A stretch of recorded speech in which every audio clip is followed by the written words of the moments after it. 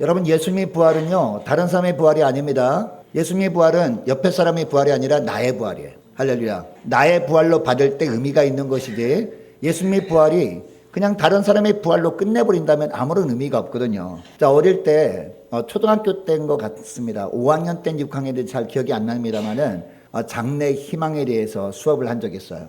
장래 희망에 대해서 이제 한 사람 한 사람 이제 일으켜 세워서 너는 뭐가 되고 싶니? 이렇게 물어봤거든요. 이제 어떤 여자친구들은 뭐 간호사가 되고 싶어요. 어떤 뭐 친구들은 여의사가 되고 싶어요. 라고 하기도 하고, 뭐 판사, 검사, 또 어떤 친구들은 대통령, 뭐 이렇게 이야기를 했습니다. 자, 그런데 선생님이 칠판에다가 세 가지를 쓰더라고요. 세 가지. 든 사람, 난 사람, 된 사람 이렇게 써요. 그래서 처음에는 저게 뭘까라고 했는데, 여러분, 든 사람이 뭡니까? 지식이 많은 사람이죠. 지식이 많으면 쓰임받을 때가 많죠. 나라를 위해서 쓰임받기도 하고 세계를 위해서 쓰임받기도 하고 그러지 않습니까? 그래서 든 사람에 대해서 여러분 어떻게 해야 되죠?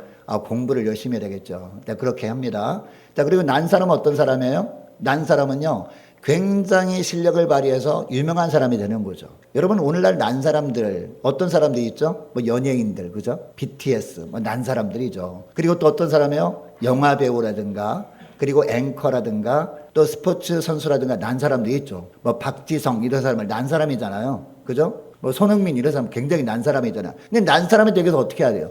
열심히 갈고 닦아야 돼. 실력을 그냥 가만히 있는다고 난 사람 됩니까?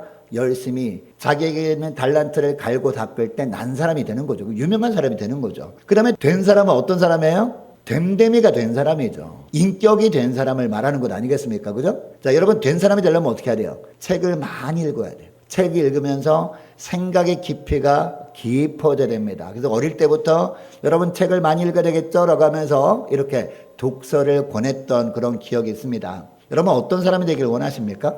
여러분은 세상에서 여러분이 속한 공동체에서 여러분 든 사람, 난 사람, 된 사람 중에서 어떤 사람이 되기를 원하십니까? 물론 우리가 이 세상에서 이처럼 난 사람, 든 사람, 된 사람 이렇게 살아가는 것도 복이긴 합니다. 그죠? 이것도 축복이긴 합니다. 근데 정말 중요한 게 뭡니까? 진짜 중요한 것은요, 예수님의 부활의 능력이 임함으로 말미암아 부활의 사람으로 사는 겁니다. 부활 인생으로 살아가는 것이 진정한 축복인 줄 믿으시기 바랍니다. 자, 오늘 설교 제목이 뭐예요? 부활 인생이잖아요. 부활 인생.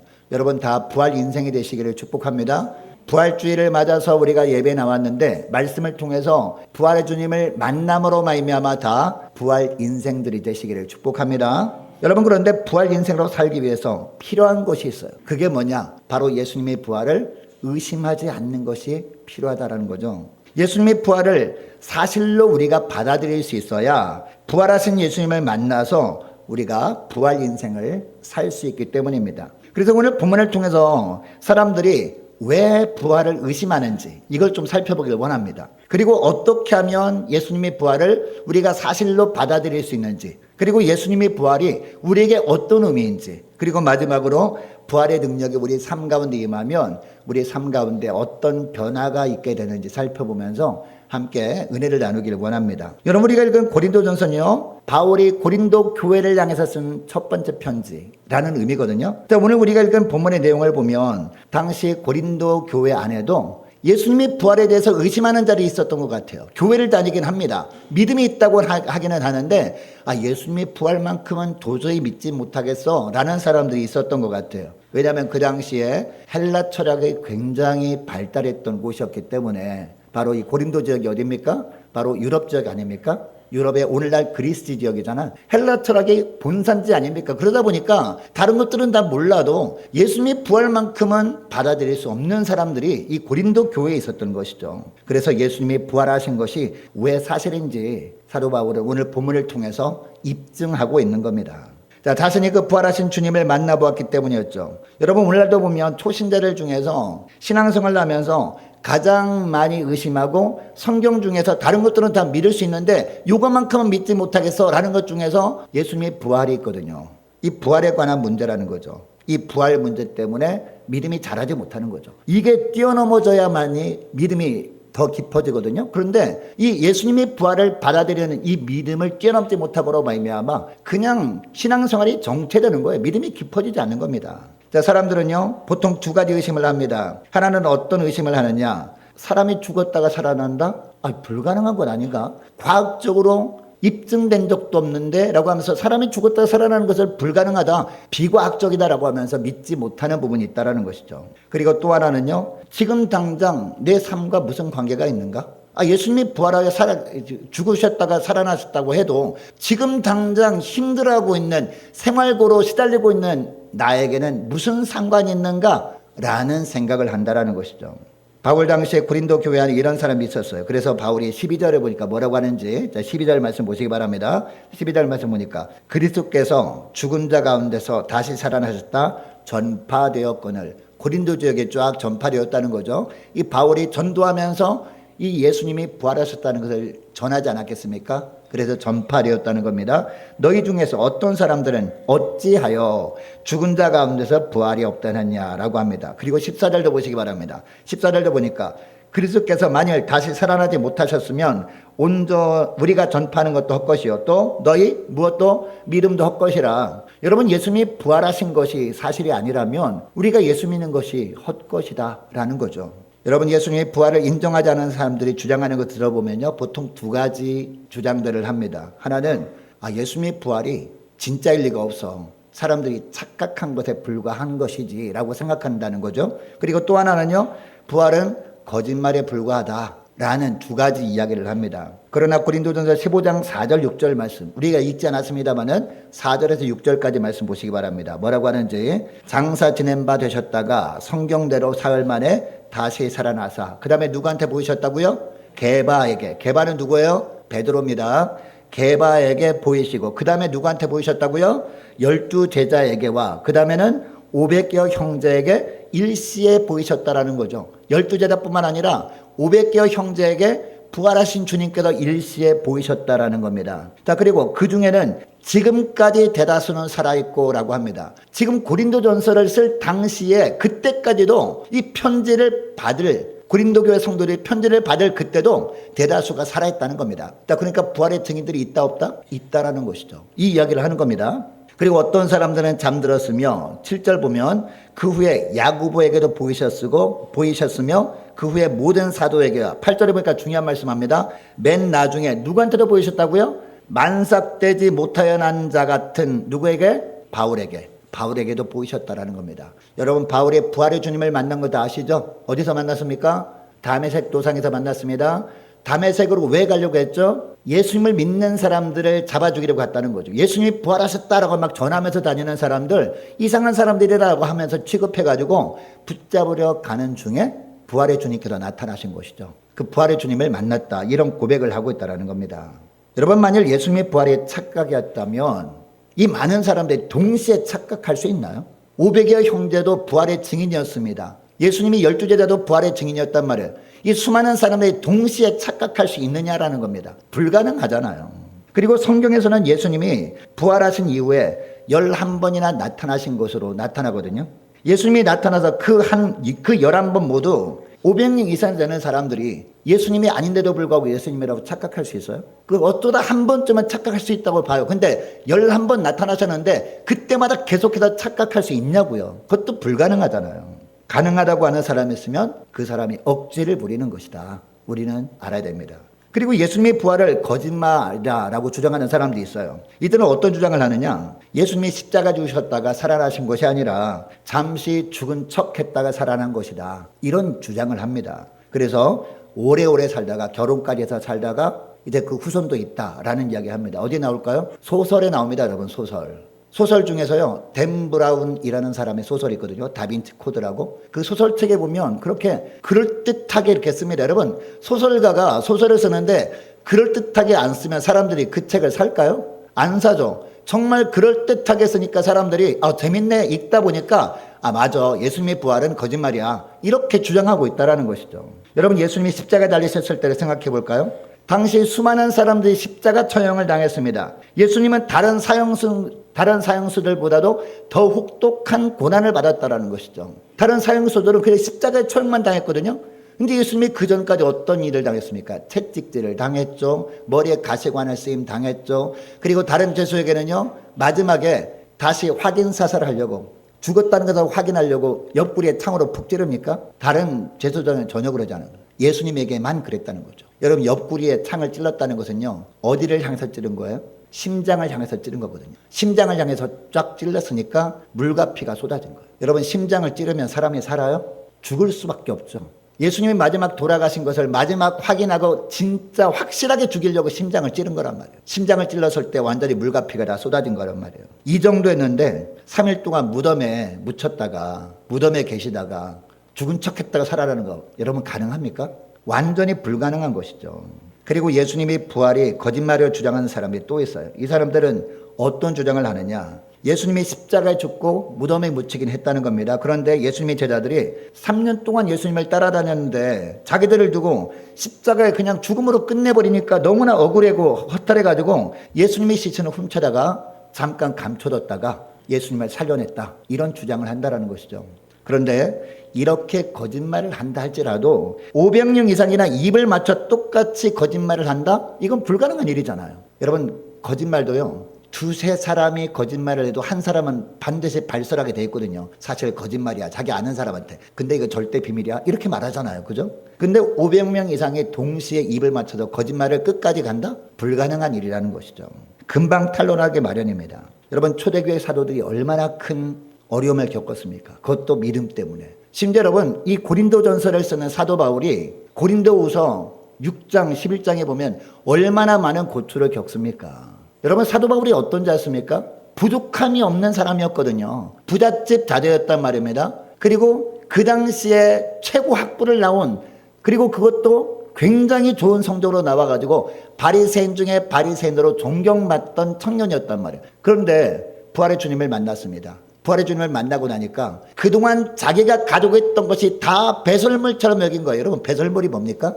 배설물. 우리가 화장실 갔을 때 나오는 거, 몸에서 나오는 거. 그거 그냥 물에 내려버리잖아요. 귀하게 여기지 않잖아요. 그죠? 배설물처럼 여기고 다 버려버리고 주님을 따랐습니다. 주님을 따르면서 어떤 고난을 겪습니까?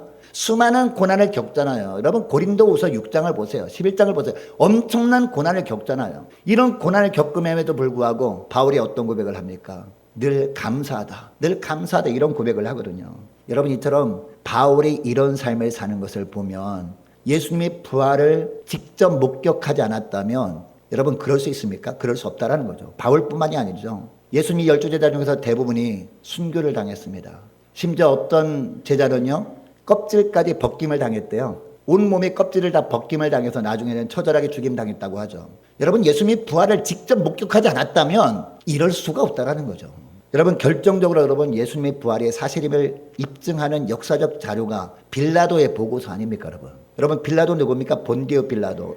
로마 총독이었잖아요. 로마 총독이고 예수님을 십자가에 못 박으라고 넘겨준 사람 아닙니까? 물론 뭐 유대인이 성화를 못 이겨서 이렇게 넘겨줬지만, 근데 그 당시에는요, 각 지역마다 총독들이 있었는데 총독들이 1년에 한 번씩 로마 황제한테 보고서를 올렸단 말이에요. 보고서 올렸는데 어떤 사건이 있을 때마다 소문을 들을 것 아닙니까, 황제가. 그 사건은 어떻게 됐어? 이렇게 물어볼 거 아닙니까? 그러면은 그 사건에 대한 자세한 보고서를 썼는데 바로 예수님이 부활하셨다는, 그래서 사람들이 막 소유를 일으킨 거죠. 예수님이 부활하셨다고 하면서 도대체 어떻게 된 것인지, 어느 날 이런 일이 있었습니다라고 하면서 예수님이 부활했다라는 이야기를 사람들이 막 하고 다니는 거를 보고서 올린 겁니다. 직접 가서 봤을 것 아닙니까? 진짜인지 아닌지. 예수님이 십자가의 무덤에 가 봤다는 겁니다. 이 빌라도가 자기 부하들을 대동해서 가 봤더니요, 어땠어요? 돌은 굴려져 있었고 그 안에 들어가 봤더니 예수님의 시신이 없어졌다. 진짜로 없어졌다. 이런 보고를 합니다. 빈 무덤이었다. 여러분, 빈 무덤이었다는 것은 예수님이 뭐 하셨다는 거예요? 부활하셨다는 거죠.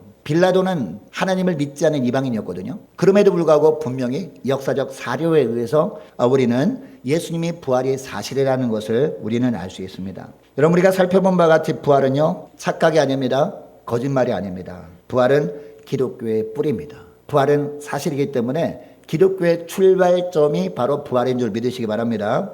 자, 그래서 성경도요, 모든 것이 다 예수님의 부활에 초점이 맞춰져 있는 거죠. 자, 그래서 초대교회 성도들은 온통 예수님의 부활로 머릿속에 가득해 있었습니다. 그래서 예수님이 부활하신 날에 모이기를 힘쓴 거죠. 예수님이 부활하신 날. 그 이전에는, 예수님이 부활하기 전에는 언제 예배드렸어요? 안식일 날 예배드렸거든요. 구약의 안식일은 오늘날로 하면 무슨 요일? 토요일이었거든요. 토요일. 자, 그런데 예수님이 사흘 만에 부활하셨기 때문에 금, 토, 주일날 부활하셨다는 것이죠. 그래서 부활한 날 예수님이 부활하신 날 모여서 하나님께 예배드리는 일을 시작한 거죠. 이게 전통적으로 이어져 내려서 오늘날도 우리가 언제 예배드려요? 일요일 날 예배드리는 겁니다. 왜요? 예수님이 부활하신 날이기 때문에. 할렐루야. 자, 그러니까 우리가 주일에 우리가 말씀을 통해서 부활의 주님을 날마다 만나는 겁니다. 부활의 능력을 말씀을 통해서 우리가 공급받는 거예요. 그리고 그 부활의 능력을 가지고 우리가 세상을 향해서 나가서 월, 화, 수, 목, 금, 토, 일까지 6일 동안 사는 겁니다. 할렐루야. 살다가 감사하는 마음으로 또 예수님이 부활하신 날 주일날 모여서 우리가 하나님께 예배드리는 거란 말이에요. 할렐루야. 그러면 예수님의 부활이 우리에게 어떤 의미가 있느냐? 예수님의 부활은요, 우리가 죄 사함 받았다는 것을 확증해 주는 겁니다. 예수님의 부활. 여러분, 예수님이 십자가 죽음으로 끝내버렸다면 우리가 주 앞에 나가서 죄를 자백할 수는 있습니다. 회개할 수는 있습니다. 근데 회개한 죄가 사함 받았다는 확증을 우리가 받을 수 없다는 것이죠. 그러나 예수님께서 부활하심으로 말미암아 우리가 회개한 죄가 사함 받았다는 확증을 해주신 것, 도장을 찍어주신 것이 바로 예수님의 부활 사건이라는 것이죠. 그래서 로마서 4장 25절에 보면 이런 말씀을 하시죠. 예수는 우리 죄 사함을 위하여 내어줌이 되고 또한 우리를 의롭다 하심을 위하여 살아나셨느니라 라는 말씀이 바로 그 뜻입니다. 이 말씀은 예수님이 십자가 죽으셨다가 부활하신 것이 내 죄와 어떤 관계가 있는지를 부활을 통해서 보여주신 것이다. 이 말씀을 하는 겁니다. 즉 예수님이 내 죄를 위해서 십자가 죽으셨는데 부활은 뭐다? 그 죄사함에 대한 확증이라는 겁니다. 그리고 부활은 예수님이 내 죄사함에 대한 값을 완벽하게 치러주셨음을 보여주는 것이다. 이 말씀을 하는 겁니다. 또한 예수님이 부활의 첫 열매가 되어주신 것이잖아요. 예수님이 부활의 첫 열매가 되어주셨고 우리는 그 예수님께 젖붙임을 받은 가운데 있잖아요. 우리가 예수 믿기 때문에. 그죠? 여러분 예수님께 젖붙임을 받았습니까? 세례받은 사람은요 예수님께 젖붙임을 받은 거예요. 예수님이 첫 열매가 되셨다. 뭐의 첫 열매? 부활의 첫 열매가 되셨기 때문에 우리는 무엇을 소망합니까? 우리가 이 땅을 떠나서 우리 육신이 땅 속에 묻힌다 그럴지라도 화장이 되어서 우리가 흙으로 돌아간다 할지라도 주님께서 재림하실 때 다시 육신이 부활할 것을 우리가 믿는 거예요. 사도신경에 우리가 이런 고백을 하지 않습니까? 육신의 부활을 믿사오며. 할렐루야. 예수님의 부활이 없으면 이런 고백을 우리가 아무리 한다 할지라도 의미가 없는데 예수님이 부활하셨기 때문에 우리는 어떻게 돼요? 첫 열매인 예수님이 부활하셨으니까 우리도 당연히 육신의 부활을 기대할 수 있는 것이죠. 여러분 그러면 부활의 능력이 우리 삶에 임하게 되면 우리 삶에 어떤 변화가 있게 되느냐, 이게 정말 중요한 것이죠. 여러분 부활의 능력이 우리에게 임합니다. 말씀을 통해서. 그러면 우리 삶 가운데 어떤 변화가 있을까요? 첫째로 두 가지만 살펴보기를 원하는데요. 첫째요, 고난을 바라보는 시각이 바뀌게 된다라는 겁니다. 자, 오늘 보면 19절 20절 말씀 보시기 바랍니다. 자, 19절 20절 말씀 보니까 만일 그리스도 안에서 우리가 바라는 것이 다만 이 세상의 삶뿐이면 모든 사람 가운데 우리가 더욱 불쌍한 자일이다. 그러나 이제 그리스도께서 죽은 자 가운데서 다시 살아나사 잠자는 자들의 첫 열매가 되셨도다 라고 합니다. 자, 무슨 이야기입니까? 십자가가 끝이 아니다라는 겁니다. 여러분 우리가 흔히 하는 말 중에서 no cross, no crown 이란 뜻이 있죠. 무슨 얘기입니까? 십자가 고난이 없으면 영광이 없다라는 의미죠. 우리도 삶 가운데 그런 얘기들 많이 하지 않습니까? 우리가 여러 가지 역경을 맞습니다. 여러 가지 환난을 겪습니다. 근데 그 역경과 환난을 여러분 믿지 않은 사람들, 예수님의 부활을 인정하지 않은 사람들 어때요? 왜 하나님이 사랑이 안 하면 나한테 어려움을 주시냐라고 하는 불평불만합니다. 그러나 예수님의 부활을 믿는 사람들은 어떤 고백을 합니까? 하나님께서 이 고난을 나에게 주신 것은 더 멋있는 믿음의 사람으로 다듬으시기 위해서 그 과정으로 하나님께서 훈련시키는 것이구나 라고 여긴다는 겁니다. 여러분 성경의 대표적인 예가 어디 나옵니까? 욥기 나오죠. 욥기. 여러분 욥이 얼마나 큰 고난을 당했습니까? 하나님이 주셨던 모든 것들을 다 걷어가 버리셨어요. 그래서 욥의 친구들이 찾아옵니다. 친구들이 찾아와서 뭐라고 합니까? 욥아, 네가 지금 생각하지 못한 것이 있나 본데 하나님 보시기에는 네가 하나님께 뭔가 잘못한 부분이 있기 때문에 하나님이 이런 고난을 주신 게 아닐까? 라는 이야기를 한 거죠. 근데 욥이 아무리 돌아봐도 자기가 잘못한 것이 없는 거예요. 자기는 분명 하나님께 예배를 바로 드리고 정말 믿음으로 살려고 애를 쓴 겁니다. 아무리 돌아봐도 없는 겁니다. 자, 그래서 욥이 친구 엘리바스가 욥에게 하나님을 그럼 차라리 원망하라 라고 말하니까 욥이 뭐라고 하는지 아십니까? 우리가 잘 아는 말씀이죠. 욥기 23장 10절 말씀이에요. 자, 화면에 띄워주시기 바랍니다. 자, 욥기 23장 10절 말씀. 나의 가는 길을 우리 같이 읽겠습니다. 시작. 나의 가는 길을 오직 그가 아시나니 그가 나를 단련하신 후에는 내가 정금같이 나오리라. 아멘. 여러분, 욥의 친구들 입장에서는 욥에게 임한 고난이 욥이 하나님께 뭔가 잘못한 것이 있기 때문에 징계로 주신 고난이라고 여겼습니다. 그러나 욥에게 있어서 고난은요, 끝이 아니었다라는 겁니다. 끝이 아니라 하나님께서 이 고난을 통해서 자신을 단련시킨 이후에는 정금 같은 믿음으로 나오게 하기 위한 고난이었다. 이런 고백을 하고 있는 것이죠. 여러분의 고백이 저와 여러분의 고백이 될 수 있기를 원합니다. 우리가 예수님의 부활이 사실임을 믿고 예수님의 부활을 나의 부활로 받아들이는 사람은 이런 고백을 하며 살게 되어진다는 겁니다. 그런 고백하며 살아갈 때 정말 주님께서, 부활의 주님께서 우리에게 능력을 주셔서 그 능력을 덧입고 우리가 어떠한 시련과 어떠한 환난과 어떠한 고난도 어떠한 역경의 장벽도 믿음으로 뛰어넘을 수 있다는 거죠. 이렇게 살다 보면 우리 믿음이 어떻게 해요? 점점 더 주님께 깊어지는 거죠. 우리 믿음이 더 성숙해지게 되어진다는 겁니다. 여러분, 신명기 32장 11절 말씀에 보면 어떤 말씀합니까? 마치 독수리가 그 보금자리를 어지럽게 하며 그 위에 너풀거리며 그 날개를 펴서 받으며 그 날개 위에 그것을 엎는 것 같이 라고 합니다. 하나님께서 이스라엘 백성들을 어떻게 훈련시켰는지 이 말씀을 하는 거죠. 신명기 말씀을 통해서. 여러분, 독수리가 처음부터 날까요, 여러분? 이 독수리가 새끼를 낳습니다. 새끼를 낳는데 어디에 나와요? 절벽 저 끝에 둥지를 틉니다. 둥지를 틀고 거기 새끼를 낳아요. 이제 알을 부화를 시킵니다. 새끼들이 낳았습니다. 근데 새끼들이 힘이 없을 때는 당연히 그 어미 독수리가 먹이를 물어다 주죠. 자, 그런데 이제 힘이 약간 생깁니다. 그러면 어때요? 독수리가 그 둥지를 흐트러 버린다는 거죠. 그러면 어때요? 새끼들이 절벽에서 떨어질 수밖에 없죠. 떨어지면서 원망하기도 하고 자기가 살아보려고 막 발버둥치지 않습니까? 그러면 어때요? 힘이 점점 생기는 거죠. 근데 땅에 떨어질 찰나에 어미 독수리가 창공에서 바라보다가 쏜살 같이 내려와서 쫙 날개를 펴서 받는 것이죠. 하늘 끝까지 올라갑니다. 또 떨어뜨립니다. 또 올립니다. 이렇게 하면 할수록 새끼 독수리는 어때요? 힘이 생기고 스스로 창공을 해서 날 수 있는 그런 독수리가 되어진다는 거죠. 하나님께서 이 어미 독수리 역할을 하는 거죠. 우리는 새끼 독수리예요. 우리가 처음에 예수 믿기 시작할 때 새끼 독수리 같이 연약한 부분이 있습니다. 근데 우리가 믿음으로 살면서 하나님께서 점점 이 훈련을 반복적으로 시키는 거예요. 여러분, 이것을 위해서 하나님께서 우리에게 거듭해서 고난을 주시는 거예요. 어떤 분은 예전에는 그래도 견딜 만한 고난이었는데 하나님께서 점점 고난의 강도를 세게 하셔가지고 이제는 정말 견딜 수 없는 시련을 주신 이유가 뭔지 모르겠다고 고백하는 분이 있거든요. 그만큼 강한 용사를 키우기 위해서 하나님께서 견딜 수 없을 것 같은 고난을 주신 겁니다. 근데 여러분, 이 세상에서 하나님이 우리가 견딜 수 없는 시련을 주십니까? 안 주십니다. 견딜 수 없을 것 같은 것은 우리의 생각뿐이에요. 그래서 우리가 믿음으로 살다가 너무 힘들어서 견딜 수 없을 것 같을 때 어때요? 주님께서 쏜살같이 와서 우리를 업어서 도와주시는 은혜를 베풀어 주시는 것이죠. 그러다가 또 이렇게 떨어뜨리고 하면서 강한 용사로 이렇게 믿음의 용사를 키우시는 주님이신 줄 믿으시기 바랍니다. 여러분, 우리가 이처럼 고난당할 때 사단은 어떻게 합니까? 어떤 속삭입니까? 너는 이제 끝났어. 하나님도 포기했어. 하나님이 너를 사랑하시는데 이제는 사랑하지 않는가 봐. 그래서 이런 고난을 주시는 것 같아 라고 하면서 막 절망감을 주죠. 근데 부활의 주님을 만난 사람은 어떤 고백을 합니까? 아니라고 합니다. 하나님께서 고난을 통해서 나의 믿음을 더 정금같이 만들어주신다. 이 고난 끝에는 놀라운 축복이 있다라고 하면서 이겨낸다라는 것이죠.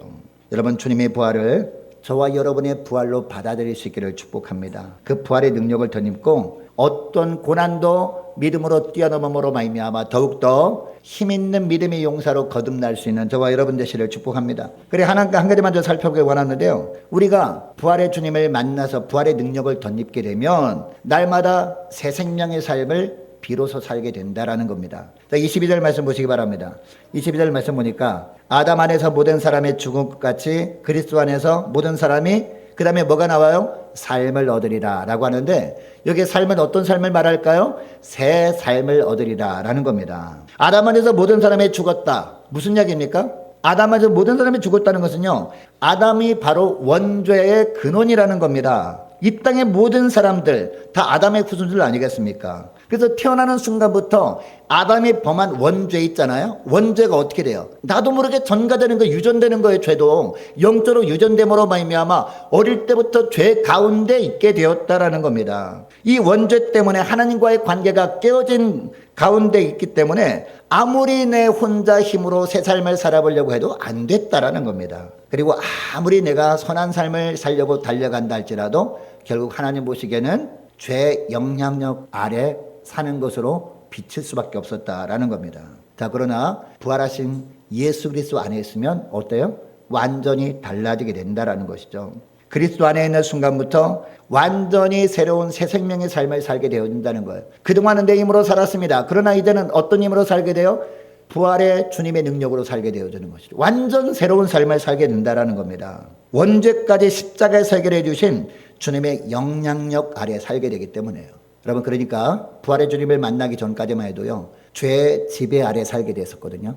죄의 영향력을 받을 수밖에 없었다라는 겁니다. 그러나 부활의 주님 안에서 우리가 살게 되면 주님의 부활이 나의 부활로 믿고 그 부활의 능력이 내 삶 가운데 임하게 되면 이제는 우리가 죄의 지배 아래 사는 존재가 아니라 죄를 다스리는 존재로 살게 되는 것이죠. 여러분, 죄를 다스리는 건 누가 하는 거예요? 예수님이 하시는 거죠. 우리 힘으로는 죄를 다스릴 수 없습니다. 그죠?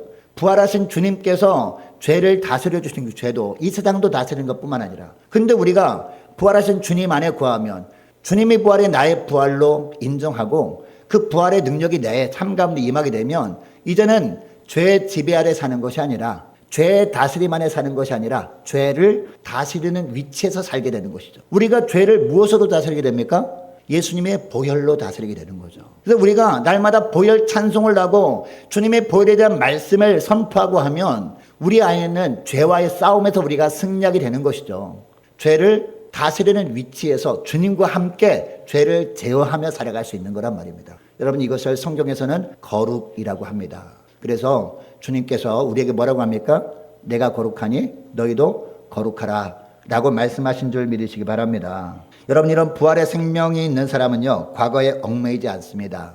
여러분, 부활의 주님께서는요, 자꾸 과거를 바라보십니까? 아닙니다. 미래만 말씀하시거든요. 미래를 바라보십니다. 그래서 주님과 함께 앞을 바라봐요. 미래를 바라보게 됩니다. 그래서 오늘 본문에도 보면 부활하신 예수님을 만난 바울도요, 과거 이야기하지 않잖아요. 미래를 이야기합니다. 이 땅의 미래뿐만 아니라 이 땅을 떠난 이후의 미래도 이야기하잖아요. 죽음 이후의 세계도 이야기하잖아요. 이것이 오늘 우리가 읽은 22장부터 28장까지 말씀이에요. 자세하게 읽진 않겠습니다만은 여러분, 오늘 예배 끝나고 집에 돌아가셔서 22절부터 28절까지 말씀을 한 절 한 절 깊이 묵상해 보세요. 아, 그렇구나. 사도 바울도 부활의 주님을 만나니까 미래만 이야기하는구나. 심지어는 죽음 이후의 세계도 이야기하는구나. 우리 예수님도 이 땅에 계시는 동안에 자꾸 미래를 얘기했지, 하나님 나라를 얘기했지, 이 땅의 것을 얘기하지 않잖아요. 여러분, 오늘날 많은 그리스도인들이 침체되어 있는 가운데 있습니다. 왜 그렇습니까? 과거에 매여 있기 때문이에요. 과거에 이런 일이 있었기 때문에 나는 앞으로 소망이 없어 라고 하는 이야기를 하며 낙심에 빠져 있는 가운데 있어요. 여러분, 시편 98편 1절 말씀해 보니까 이런 말씀을 합니다. 새 노래로 여호와께 찬송하라. 대저 기이한 일을 행하사 그 오른손과 거룩한 팔로 자기를 위하여 구원을 베푸셨도다 라고 하고 있습니다. 여러분, 여기 보니까 기이한 일을 행하사, 누가요? 하나님께서 이제 앞으로도 기이한 일을 행해 주실 것이다 라고 고백하고 있는 거죠. 여러분, 이 시편의 고백이 저와 여러분의 고백이 될 수 있기를 원합니다. 여러분, 이 시편의 말씀처럼 부활하신 주님을 만난 사람들은요, 모든 상황을 누구의 눈으로 바라봅니까? 그동안은 내 눈으로 바라봤어. 이제는 부활하신 주님의 눈으로 바라보니까 미래만 바라보게 되어진다는 것이죠. 그리고 모든 지체를 부활하신 눈으로 바라보니까 그동안은 그토록 미웠던 사람에게 너무 사랑스러울 수밖에 없는 거죠. 예수 믿는 사람이라면 모든 사람들이 다 정말 내가 섬길 사람으로 비치게 되는 거죠. 누구의 눈으로 바라보니까? 부활하신 예수님의 눈으로 바라보니까. 예전에는 시기와 질투의 대상이었지만 이제는 예수님의 눈으로 바라보니까 이제는 축복하고 기도해 줄 대상으로 보이는 겁니다. 예전에는 그래서 대접을 받으려고만 했는데 이제는 내가 웬만하면 내가 먼저 대접해야지 라고 생각하며 살게 되어지는 겁니다. 이제 말씀을 맺길 원합니다. 여러분, 오늘 주님이 죽음을 이기시고 부활하신 부활주일입니다. 주님의 부활이 나의 부활로 받아들여 줄 수 있는 은혜가 있게 되기를 축복합니다. 그래서 고난당할 때마다 끝이라는 생각이 이제 버리고 독수리가 훈련을 통해서 창공을 하는 것처럼 주님께서 훈련시키는 과정으로 여러분 믿으시고 훈련을 잘 받으심으로 말미암아 정금같이 빛나는 믿음의 사람으로 거듭날 수 있기를 축복합니다. 그리고 이제는 예수님의 부활의 능력을 덧입고 나 중심의 삶이 아니라 부활하신 예수님 중심으로 살아가는 저와 여러분 되시기를 주의 이름으로 축복합니다. 기도하겠습니다. 하나님 아버지 감사합니다. 오늘 거룩한 부활주일 말씀을 통해서 우리 주 예수 그리스도께서 십자가에 피 흘려 죽으심으로 우리의 죄의 값을 대신 치러주시고 사흘 만에 부활하심으로 저들의 죄가 사해졌음과 하나님께 의인으로 칭함받게 된 것이 예수님의 부활의 의미라는 것을 다시 새롭게 깨닫게 하심을 감사드립니다. 많은 사람들이 예수님의 부활은 사람들이 착각한 것이고 거짓이라고 주장하지만 저희들만큼은 예수님의 부활을 나의 부활로 믿음으로 받길 원하오리. 날마다 예수님의 부활의 능력을 삶 가운데 체험하며 살게 하시고 어떤 고난이 찾아와도 부활의 주님께서 베푸시는 부활의 능력으로 고난을 극복하며 정금같이 빛나는 믿음의 사람으로 거듭나게 하시고 이제는 나 중심의 삶이 아니라 부활하여 살아계시는 예수님 중심으로 교회 중심으로 지체를 중심으로 사는 부활 인생들이 다 될 수 있도록 은총 내려 주옵소서. 감사드리오며 우리 주 예수 그리스도의 이름으로 기도드리옵나이다. 아멘.